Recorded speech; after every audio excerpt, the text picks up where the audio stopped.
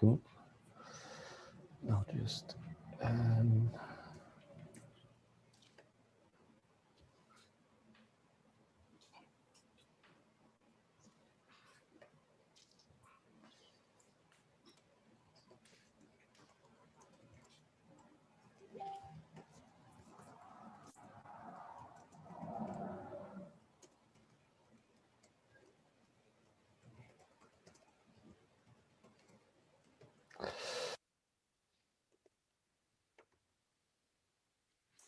Is there one person that I'll mainly be interacting with, the moderator or something?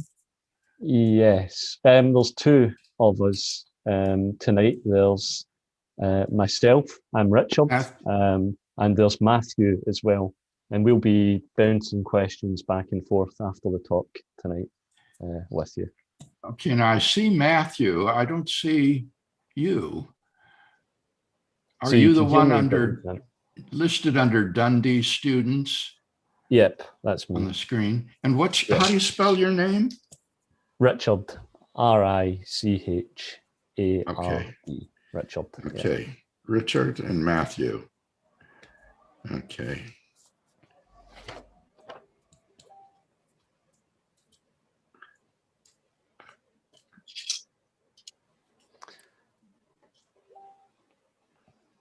We are. So are you nice and comfortable, Dr. Craig? You're all set up and ready to get started? Yes, I am. Right. Well, welcome everyone, and thank you all for coming along tonight. I think we've got a very exciting event on our hands. Tonight we're going to start with the talk that's very kindly been pre-recorded by Dr. Craig, and we've got permission to play it for you on the Kalam Cosmological Argument.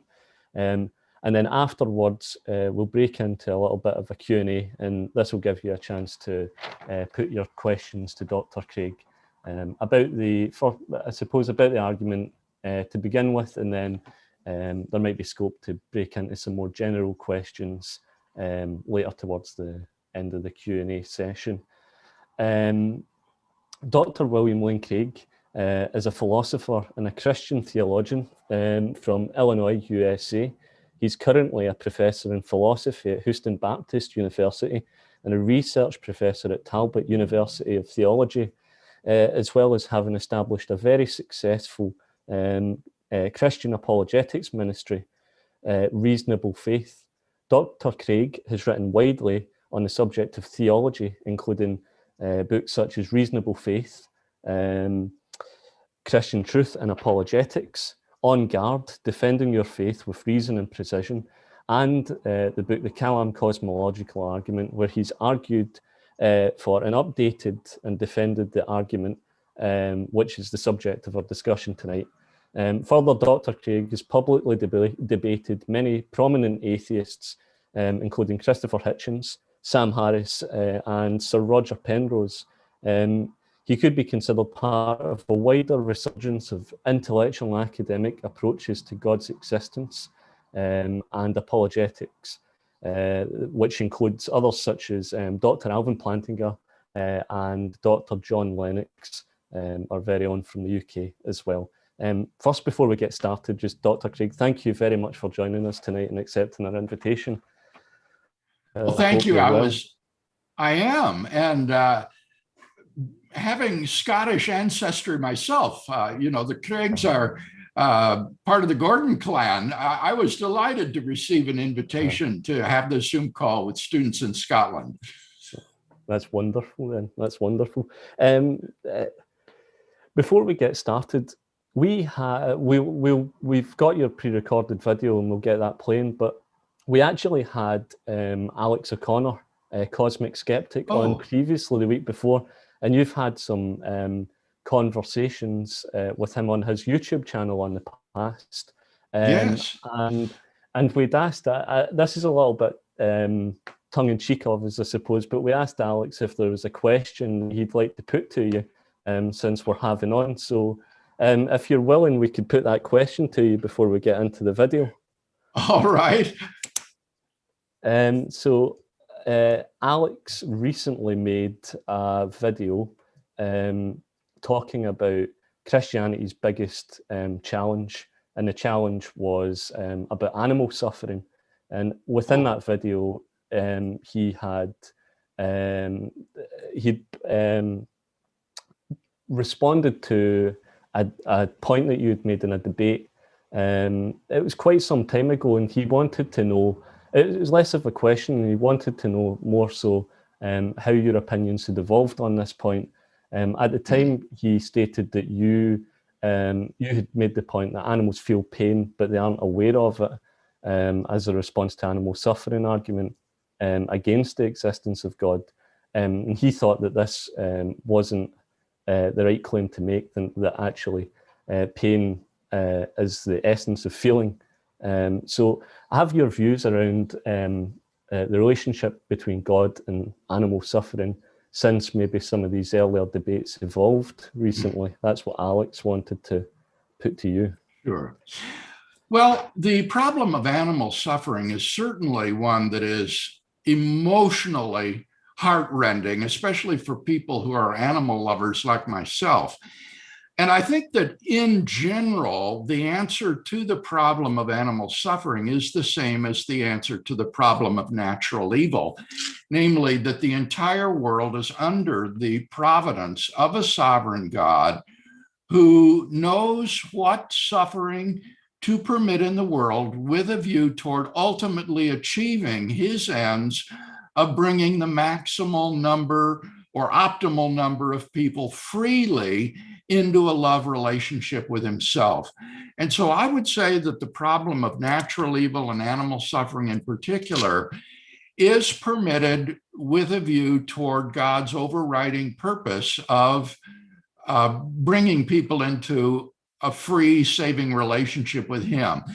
And this really makes it difficult for the atheist to put through any sort of argument from evil and suffering, because he would have to show that in a world in which there was less or no animal suffering, that an equal number or more optimal number of people would come freely to know God and find eternal life and salvation. And there's simply no way to show that. That is to make probability judgments that are way beyond our ability to make. So that's the fundamental point. But the subsidiary point that he's referring to was one that I got from Michael Murray in his very interesting book called Nature, Red in Tooth and Claw, in which Murray differentiates three levels of pain awareness. The lowest level is just sort of stimulus response. If you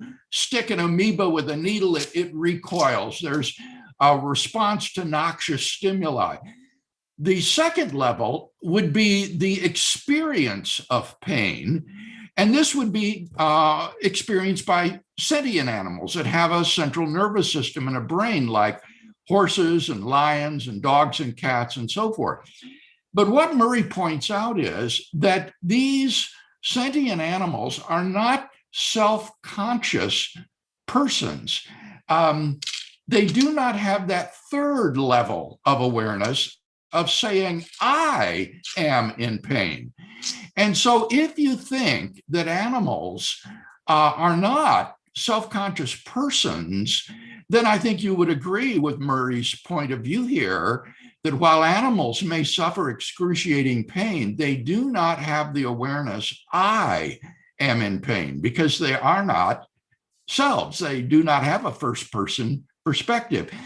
And that's a viewpoint that's, I think, by far the majority viewpoint among evolutionary biologists. And so that really diminishes greatly the agony of this problem of animal suffering. It means that animals don't suffer in the same way that we do when we have an awareness, not simply of pain, but a self-awareness, I am in pain. And so that's a real comfort to me to have that perspective that Murray lays out. Now, since reading his book, I haven't done any further work or thinking on this subject. My attention has been focused elsewhere. But so far as I know, that seems to me to be a very plausible account of this three-tiered structure of pain awareness. Well, I think that's a very interesting response, and I'd like to also say thank you for responding to it, because it was a little bit out of the frame of the discussion that we had you on for. But I hope that Alex is finds that just as interesting as a response as I do. Yes, if he's interested, I hope he'll read Michael Murray's book. It's a good read and very, very stimulating. Mm-hmm. Well, without further ado, we'll get to the video prepared for you on the Kalam. For any of the audience who'd like to ask questions, you can ask during the video as well, and we'll have them scheduled for afterwards. Or afterwards, you can ask as well. The option to ask a question should be at the bottom of your screen. So let's just get this. Might be a second, I'll have to share the video. Let's see. Can we all see this screen come up now? Okay.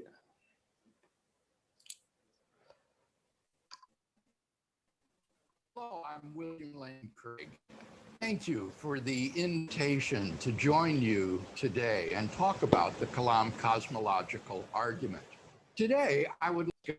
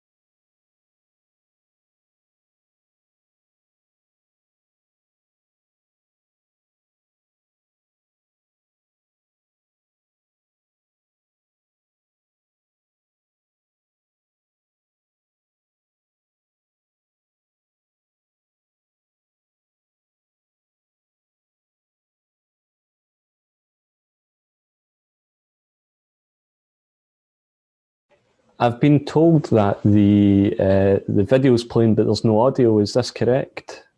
I just want to be sure that everyone can hear it okay before we continue. Sorry. Yeah, Richard, I can't hear anything. So the video was playing, but there just wasn't audio. Is that what's happened? Oh dear. Well, this is fine. It should work, hopefully. I've fixed it now. And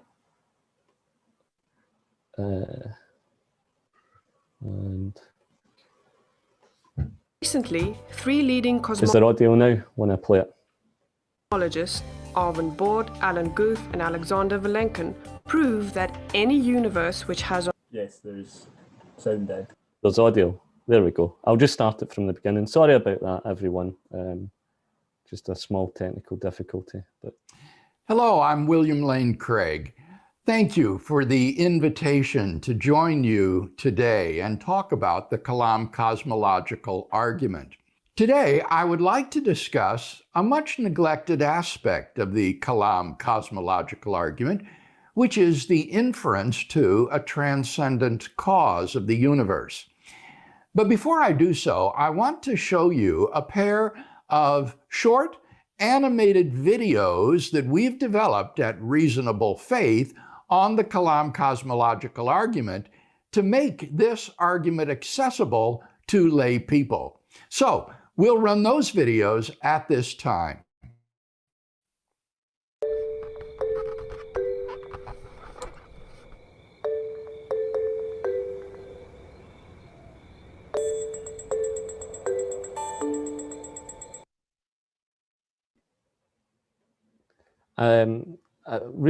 Really sorry about this. So it played this time and there was video, but there was audio, but no video. I'm just gonna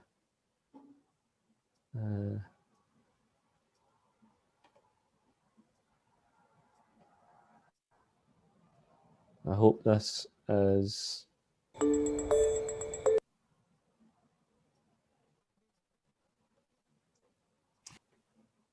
hello, I'm William Lane Craig. Thank you for the invitation to join you today and talk about the Kalam Cosmological Argument. Today, I would like to discuss a much neglected aspect of the Kalam Cosmological Argument, which is the inference to a transcendent cause of the universe.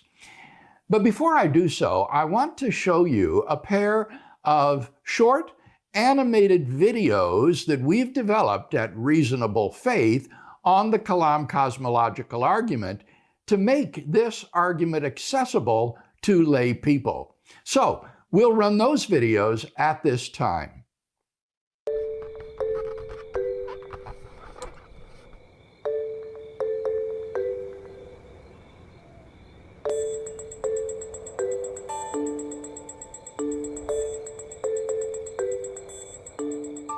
Does God exist? Or is the material universe all that is, or ever was, or ever will be? First to answering this question is the cosmological argument. It goes like this. Whatever begins to exist has a cause. The universe began to exist, therefore, the universe has a cause. Is the first premise true? Let's consider. Believing that something can pop into existence without a cause is more of a stretch than believing in magic. At least with magic, you've got a hat and a magician. And if something can come into being from nothing, then why don't we see this happening all the time? No, everyday experience and scientific evidence confirm our first premise. If something begins to exist, it must have a cause. But what about our second premise? Did the universe begin, or has it always existed? Atheists have typically said that the universe has been here forever. The universe is just there, and that's all. First, let's consider the second law of thermodynamics. It tells us the universe is slowly running out of usable energy, and that's the point. If the universe had been here forever, it would have run out of usable energy by now. The second law points us to a universe that has a definite beginning. This is further confirmed by a series of remarkable scientific discoveries. In 1915, Albert Einstein presented his general theory of relativity. This allowed us, for the first time, to talk meaningfully about the past history of the universe. Next, Alexander Friedmann and George Lemaitre, each working with Einstein's equations, predicted that the universe is expanding. Then in 1929, Edwin Hubble measured the red shift in light from distant galaxies. This empirical evidence confirmed not only that the universe is expanding, but that it sprang into being from a single point in the finite past. It was a monumental discovery, almost beyond comprehension. However, not everyone is fond of a finite universe, so it wasn't long before all models popped into existence. But one by one, these models failed to stand the test of time. More recently, 3 leading cosmologists, Arvin Bord, Alan Guth, and Alexander Vilenkin, prove that any universe which has on average been expanding throughout its history cannot be eternal in the past, but must have an absolute beginning. This even if there is such a thing. This means that scientists can no longer hide behind a past eternal universe. There is no escape. They have to face the problem of a cosmic beginning. Any adequate model must have a beginning, just like the standard model. It's quite plausible then that both premises of the argument are true. This means that the conclusion is also true. The universe has a cause. And since the universe can't cause itself, its cause must be beyond the space-time universe. It must be spaceless, timeless, immaterial, uncaused, and unimaginably powerful, much like God. The cosmological argument shows that, in fact, it is quite reasonable to believe that God does exist.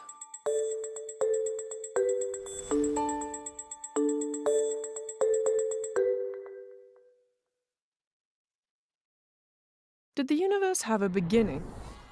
Or has it existed from eternity past? If it did have a beginning, this raises a question. Did the universe have a creator? In part 1, we explored this question scientifically. Now let's look at it philosophically.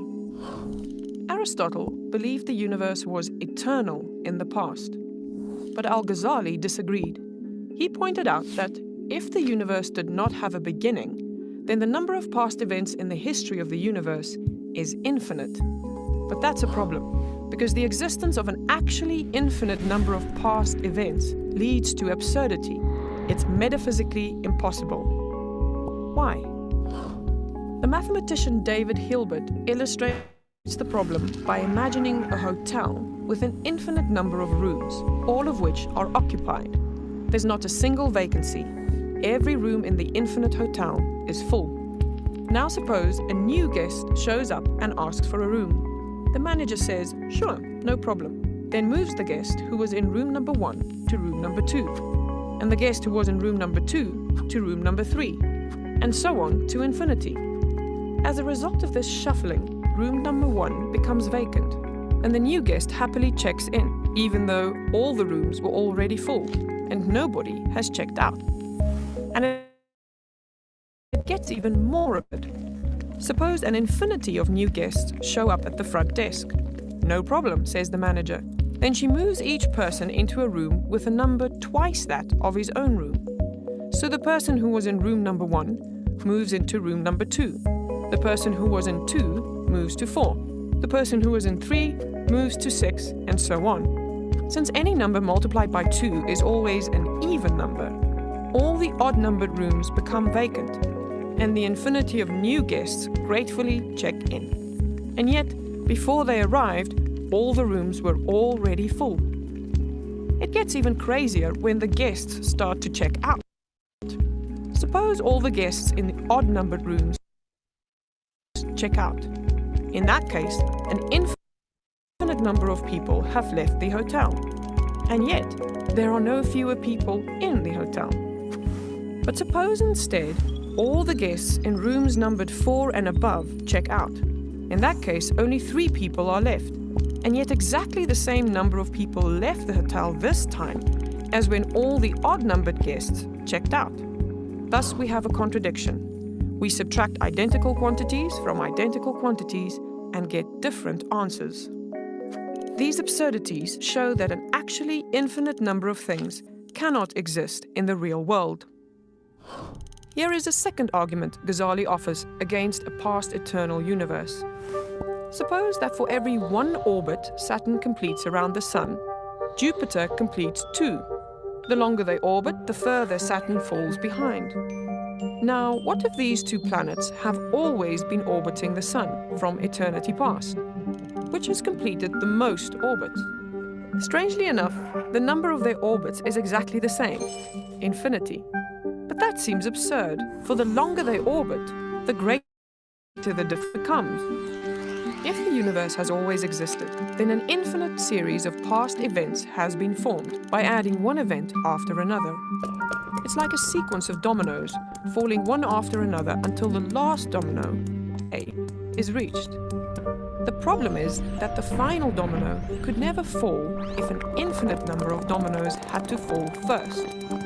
So today could never be reached. But obviously, here we are. It's today. So the number of events leading up to today could not possibly be infinite. The infinite is nowhere to be found in reality. It neither exists in nature nor provides a legitimate basis for rational thought. The role that remains for the infinite to play is solely that of an idea. What objections might be raised to these arguments? Some people object that, unlike the rooms in Hilbert's hotel, the events of the past don't all exist at the same time. But we can easily tweak the story to get rid of this objection.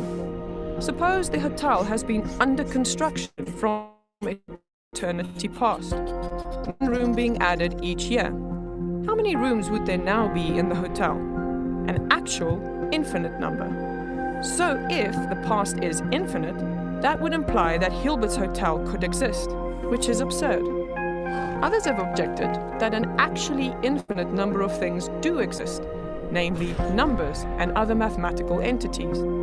However, this objection presupposes that numbers really exist, but this is a highly disputed assumption that most philosophers reject.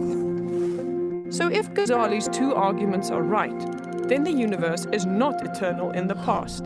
It must have a beginning. And we know intuitively that whatever begins to exist requires a cause of its existence.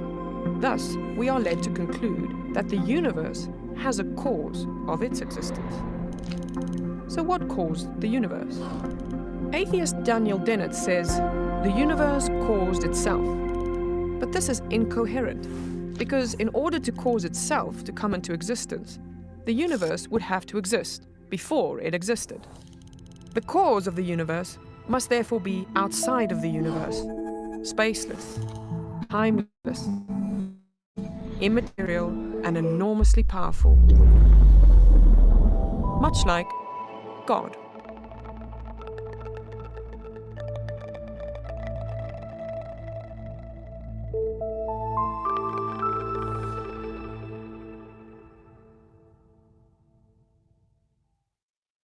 I've argued elsewhere that we have good evidence from both the expansion of the universe and from the second law of thermodynamics that the universe is not past eternal, but had a temporal beginning.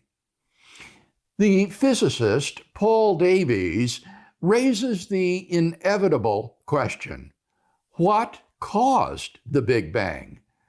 One might consider some supernatural force, some agency beyond space and time as being responsible for the Big Bang. Or one might prefer to regard the Big Bang as an event without a cause. It seems to me that we don't have too much choice. Either something outside the physical world or an event without a cause. Now, it might seem metaphysically absurd that the universe should come into being without a cause, and that therefore a supernatural agency is the preferred explanation. But some contemporary scientists have contended that quantum physics can explain the origin of the universe from nothing.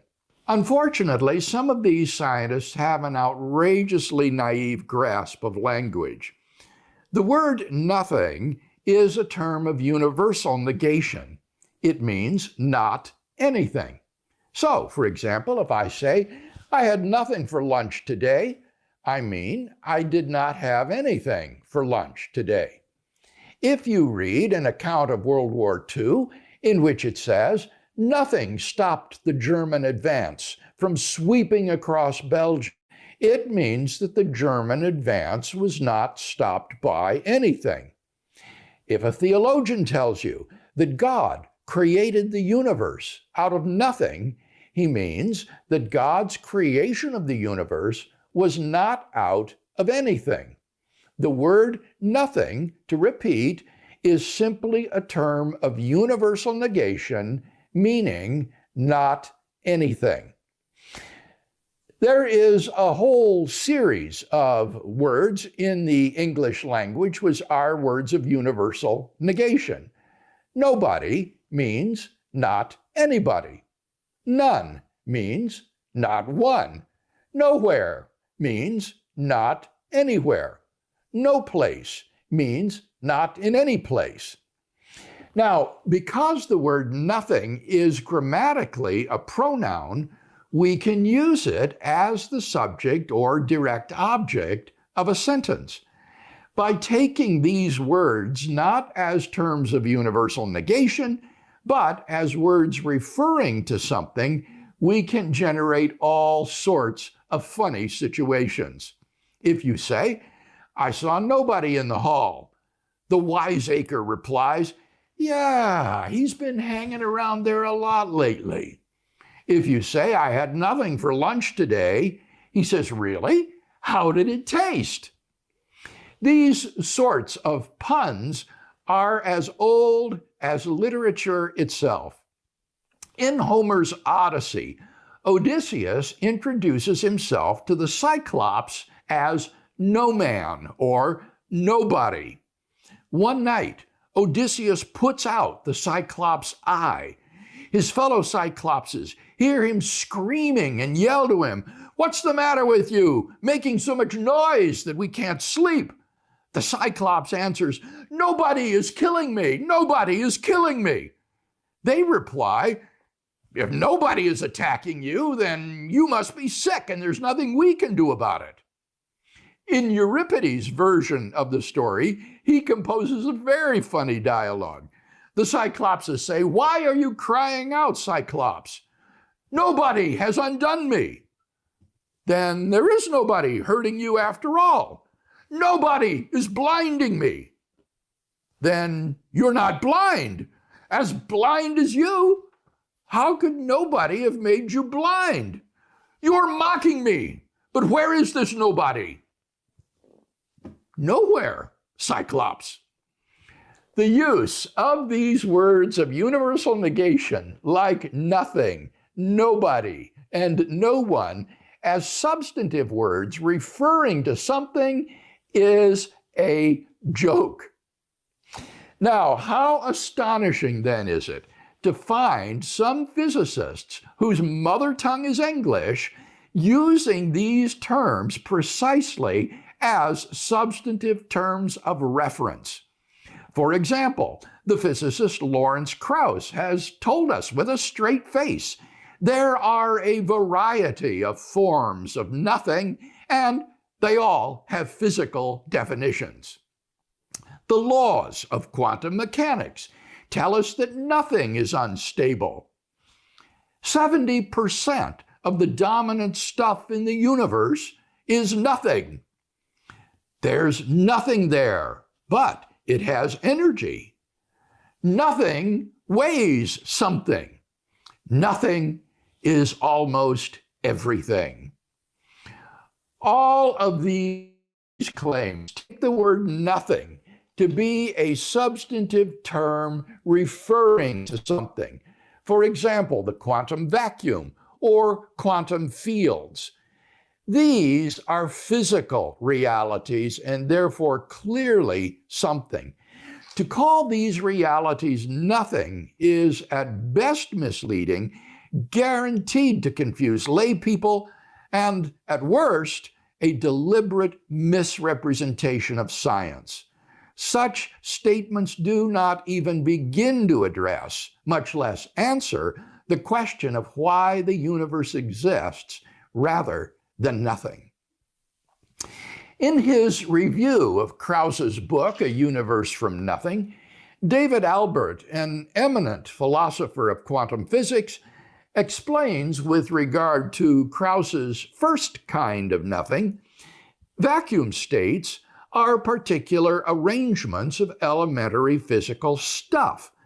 The fact that some arrangements of fields happen to correspond to the existence of particles and some don't is not a whit more mysterious than the fact that some of the possible arrangements of my fingers happen to correspond to the existence of a fist, and some don't.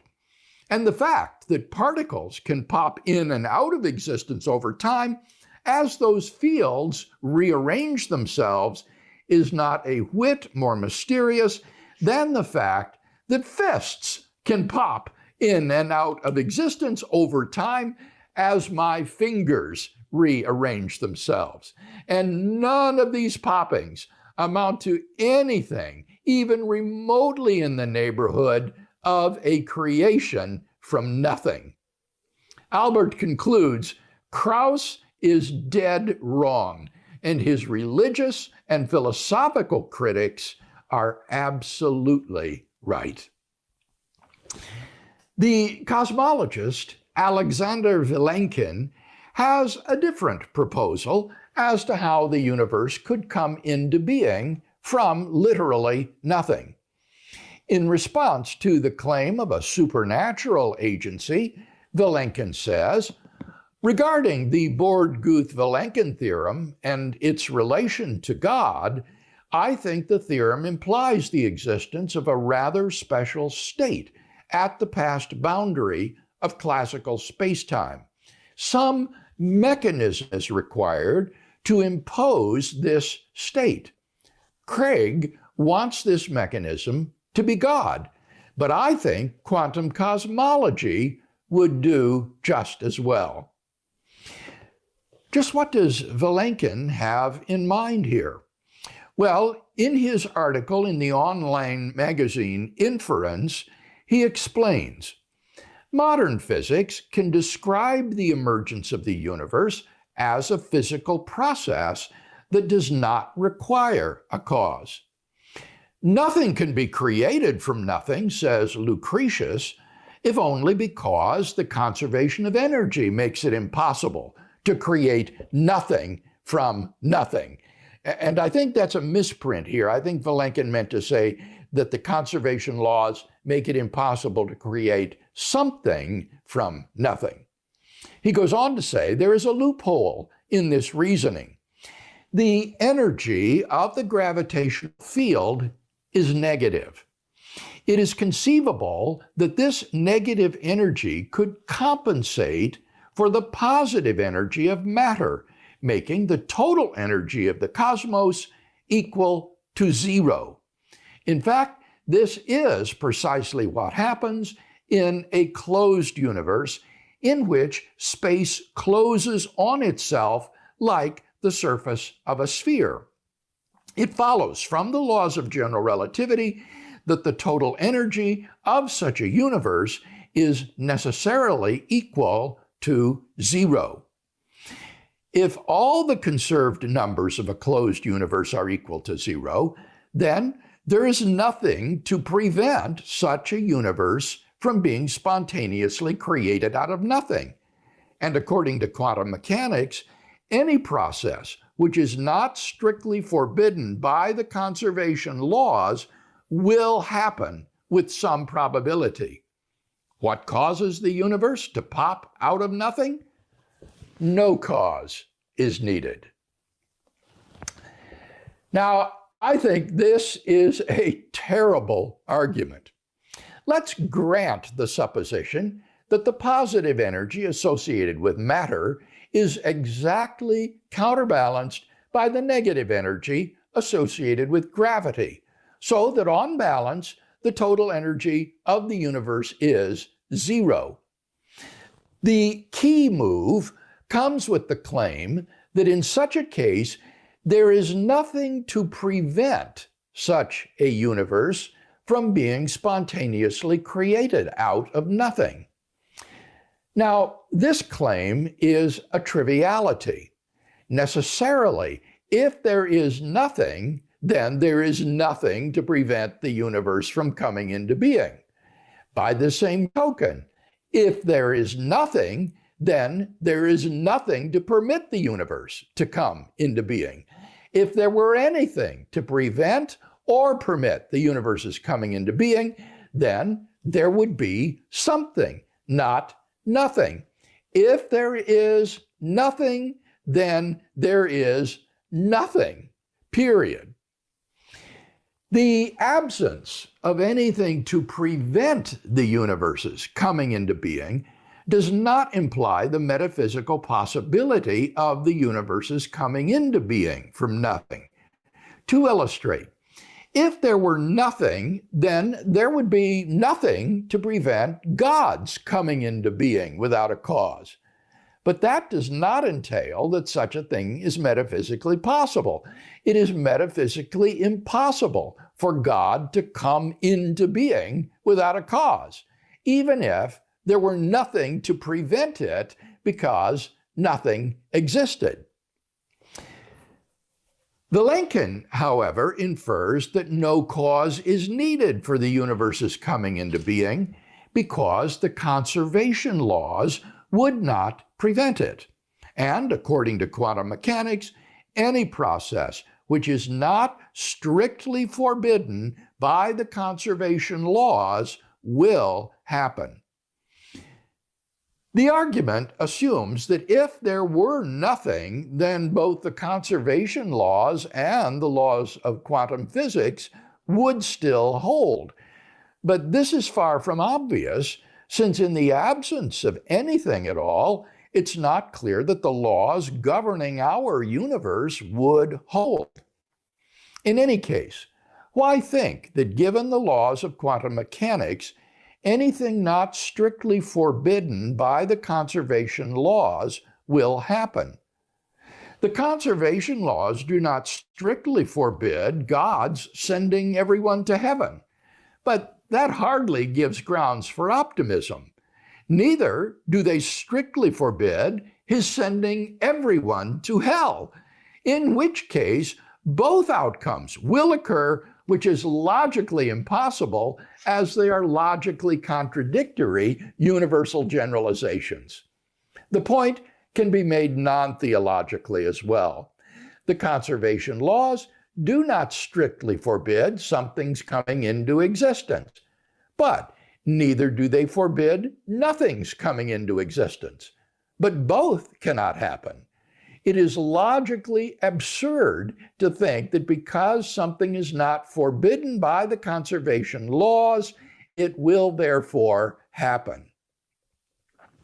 Finally, Vilenkin's inference that because the positive and negative energy in the universe sum to zero, therefore no cause of the universe's coming into being is needed, is hard to take seriously.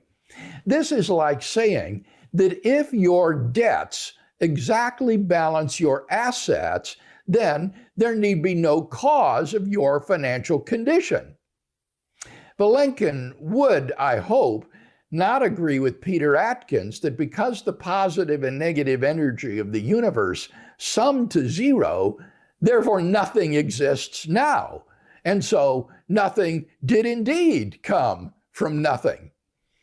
For as Descartes taught us, I at least undoubtedly exist, and so something exists.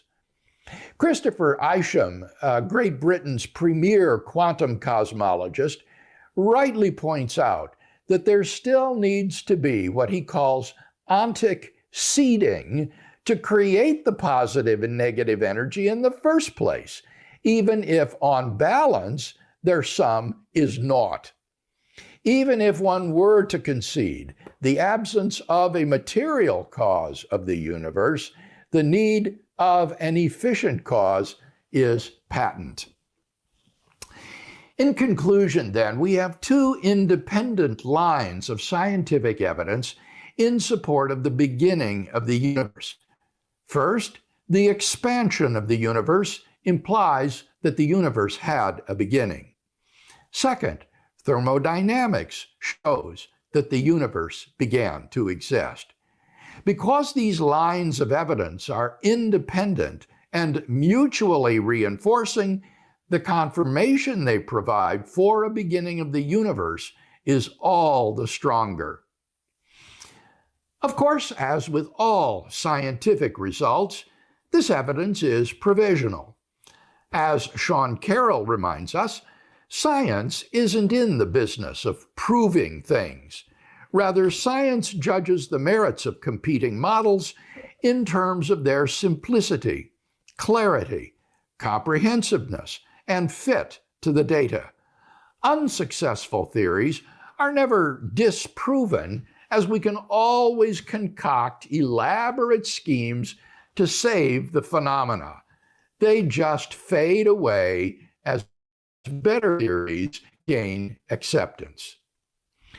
Science cannot force us to accept the beginning of the universe. One can always concoct elaborate schemes to explain away the evidence. But these schemes have not fared well in displaying the aforementioned scientific virtues.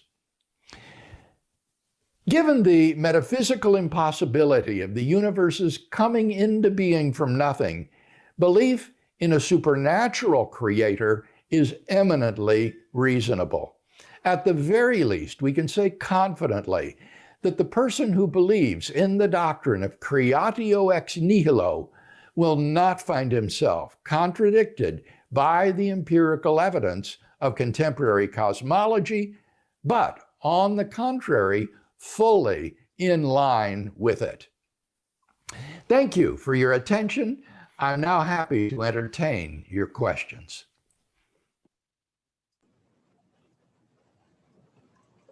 Great, thank you so much, Dr. Craig, for sharing that video with us. It's really great to see some arguments that maybe some of us are familiar with, presented in a bit more detail and with the graphics as well. That was really super. Because we're a bit short on time, I think we'll just fire straight into some questions. We do have some questions that have come through on the Q&A. So a good one to start with, I think, is coming from Nathan, who is asking, do arguments against an infinite series of past events apply with equal force to an infinite series of future events? And if so, does this cause problems for the notion of eternity in heaven? Mm-hmm. This would depend on your view of the nature of time. If you believe, as I do, that temporal becoming is real, that is to say that things really do come into and go out of being, then the future, even if it goes on forever, is not actually infinite. It's merely potentially infinite. That is to say, infinity is a limit which the series of events endlessly approaches but never arrives at. So there would not be any problem with the futures being potentially infinite, and thereby different from the past, which would be actually infinite if it is beginningless.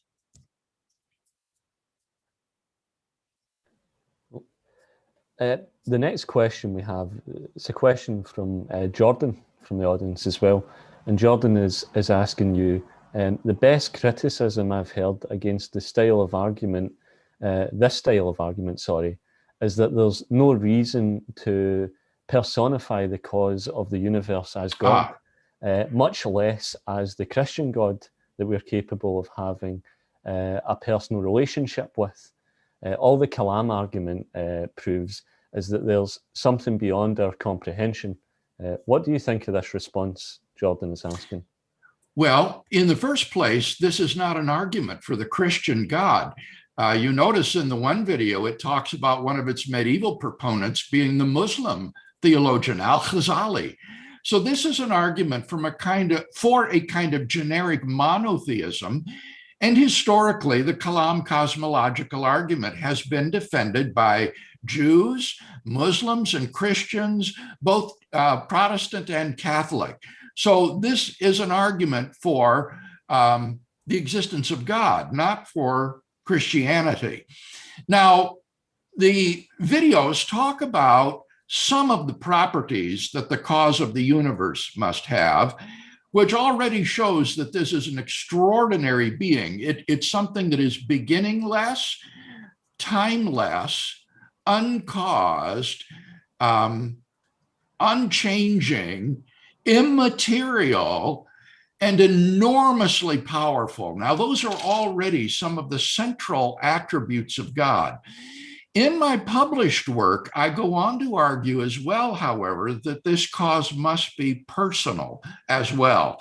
And I give three different arguments for the personhood of this first uncaused cause. And so that does definitely then give us a God-like being, a personal creator of the universe and not just an uncaused cause. So I would simply say, look at my defenses of this part of the argument in books like Reasonable Faith or On Guard, where I go into the personhood of the uncaused first cause. Thank you very much for that, Dr. Craig. We've got a question here from someone who grew up in Sunday school for many years, but would now class himself as an atheist. And they're saying that they attended Sunday school for many years, and throughout that experience, they got the distinct impression that there was a certain aspect of irrationality in the Christian faith. And that was an observation that was evident from many passages in the Bible. So, for instance, Thomas wanted proof that Jesus had resurrected by touching Jesus' wound. So doesn't this contradict the idea that God is good and personal? Wouldn't a good God make faith a more rational thing or a more obvious thing to everyone? Oh, well, I think that faith is a rational thing. I thought he was going to say that faith has to be a sort of leap in the dark that's unconnected to evidence. And I don't think that's the biblical view at all. Rather, I would say faith is trusting in what you have good reason to believe is true. Faith is trusting in what you have good reason to think is true. And so I'm very interested in looking at the reasons, the arguments and evidence in support of Christian theism. And I think that God has given such evidence to us, both in nature and conscience, as well as in history. And moreover, I don't think God has just left us up to our own devices to work out by our cleverness and ingenuity whether or not he exists. The Bible says that God's Spirit also speaks to the heart of every person, convicting him and drawing him to himself. And so if a person is truly open to God's will, God's Spirit will convict him of the truth and will draw him to himself. So we have both this kind of internal warrant or witness of the Holy Spirit, coupled with this external warrant of the arguments and evidences in support of Christian theism. And that makes faith rational. Right. Our next question from the audience, this question, they say, my understanding of physics is very poor, but if the universe was in a constant cycle of expansion and collapsing and time began at the Big Bang, does that not mean that you could have other cycles of the universe before time began? And therefore, the universe is eternal while not being eternal at the same time. not sure if the questioner then says, not sure if this makes sense really, but it's been on his mind. I think that what he's talking about there are so-called oscillating models of the universe, or cyclical models, where every expansion is preceded by a contraction, and every contraction is preceded by an expansion. So the universe is sort of like a concertina, expanding and contracting from eternity past. Now, notice that if the philosophical arguments that we shared today are sound, that would be impossible, because then you would have an actually infinite number of prior oscillations that would have had to occur before the present expansion, which is impossible.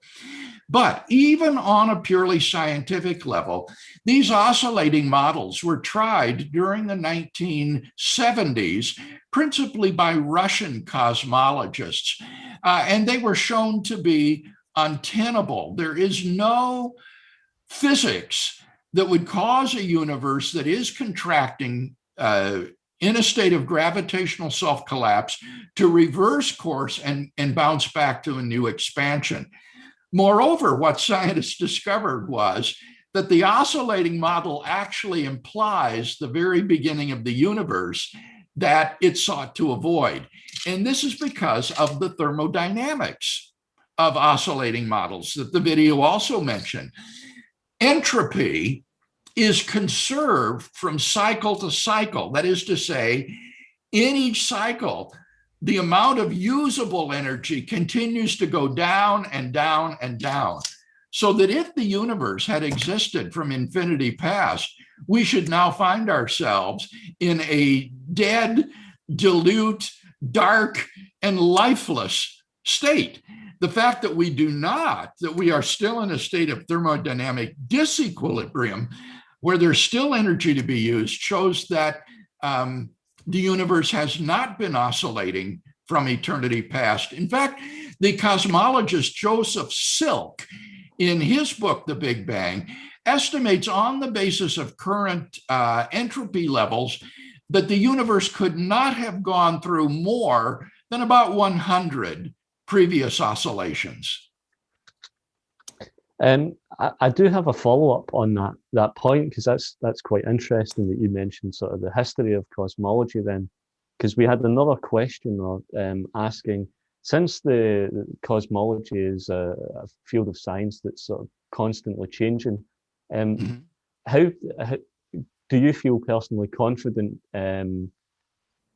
laying such a sort of clear argument out for the existence of God based on cosmology, considering that it is sort of a field of science that's in constant change? Yeah, well, I addressed that right at the end of my talk. Do you remember the quotation from Sean Carroll, that the results of science are always provisional, and you can always concoct elaborate schemes to try to avoid where the scientific evidence is leading.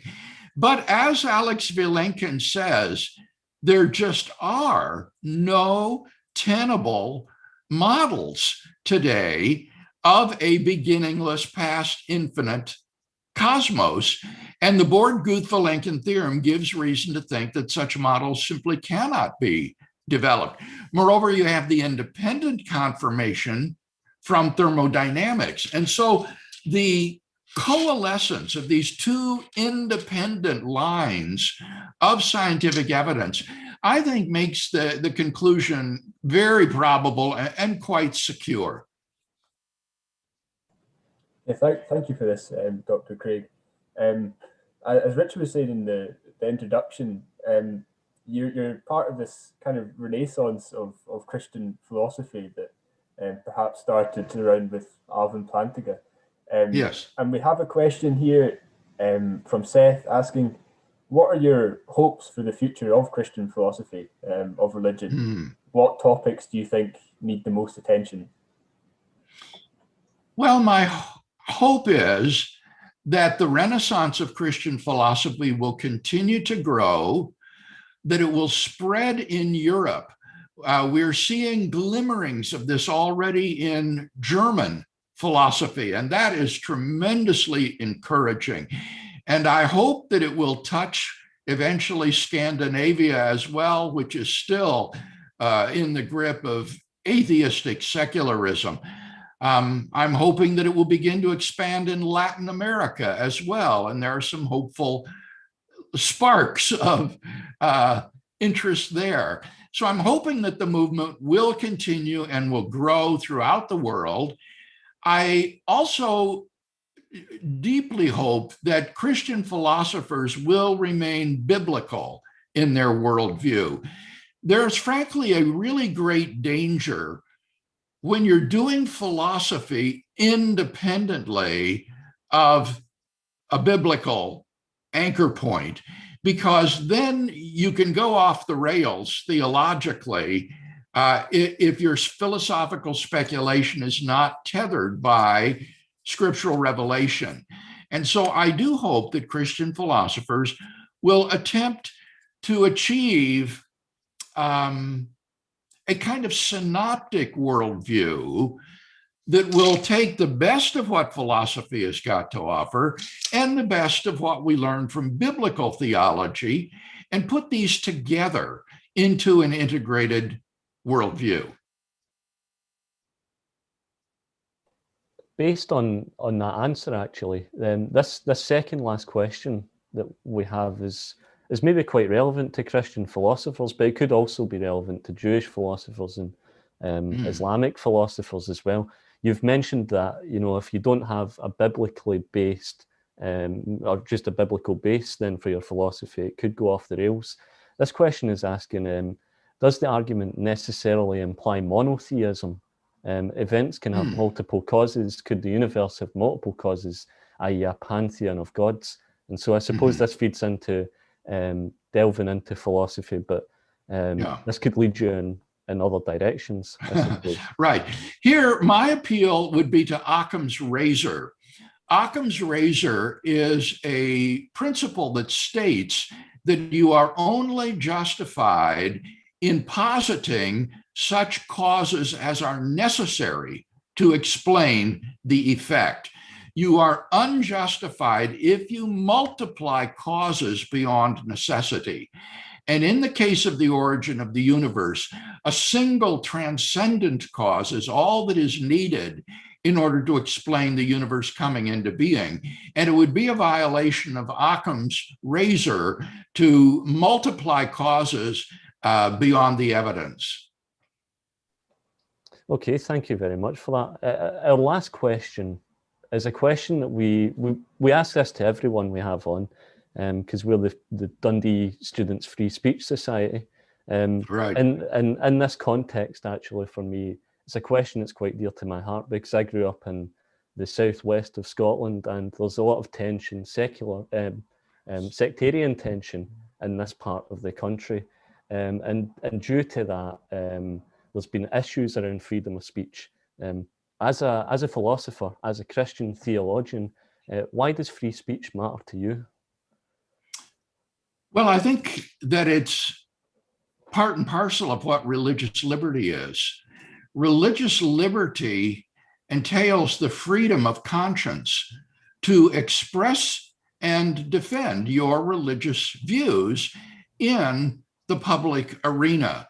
And so any attempts through political correctness or other state initiatives to suppress religious speech is an infringement of religious liberty and ought to be resisted by everyone, whether that person is religious or secular. We need to stand strong together, shoulder by shoulder, in defense of the freedom of speech. Yeah, thank you for that, Dr. Craig. It's a shame that our hour is now up. I wish we had more time with you and we could get some more questions in, but here we are. Apologies about the technical glitches at the start. It's kind of the first time we've been streaming some videos online, so a few hitches to work out, but we got there in the end. Well, thank you for having me on the program today. I really enjoyed the questions. I thought they were excellent questions. And I hope that our discussion has proved helpful to folks who have joined us. Certainly. Even from a personal perspective, it certainly has been a worthwhile hour. And I'm sure I speak for everyone when I say that we've really appreciated your time and learned a lot of things from that. Good. Just a few things to wrap up with. This Tuesday, we're lucky enough to be joined by Stephen Hicks. He's going to be chatting with us about postmodernism. So that's next Tuesday, which is the 30th. So a bit of short notice, but it'll be wonderful to see you all there.